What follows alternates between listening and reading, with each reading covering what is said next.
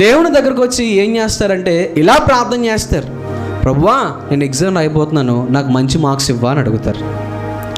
ప్రభువా నేను జాబ్ కొట్టడానికి వెళ్తున్నాను, నాకు మంచి జాబ్ ఇవ్వా అని అడుగుతారు. ప్రభువా మేము ఇల్లు కట్టుకోబోతున్నావా, మాకు మంచి ఇల్లు కట్టవా అని అడుగుతారు. మా అమ్మాయికి పెళ్లి చేయబోతున్నాం, మా అబ్బాయికి పెళ్లి చేయబోతున్నాం, ఇంకా ఒకటేంటి రెండేంటి అన్నిటికీ ప్రార్థనే.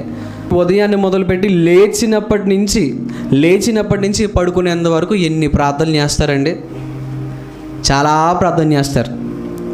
చివరికి ప్రార్థన అంతా చేసుకున్న దీంట్లో వాళ్ళు దేనికోసం ప్రార్థన చేశారు, ఎందుకు ప్రార్థన చేశారని అడిగితే అన్నిటికీ ఒకటే సమాధానం, వాళ్ళ యొక్క సెల్ఫ్ కోసం అడుగుతారు. మాకు కావాల్సిన వాటి కోసమే ప్రార్థిస్తున్నాం, నాకు సహాయం చేయమని అడుగుతారు. బయటికి వెళ్తున్నామంట, ఏం చేయాలంట, నీ దూతలో నా పక్కన పెట్టా అంటారు.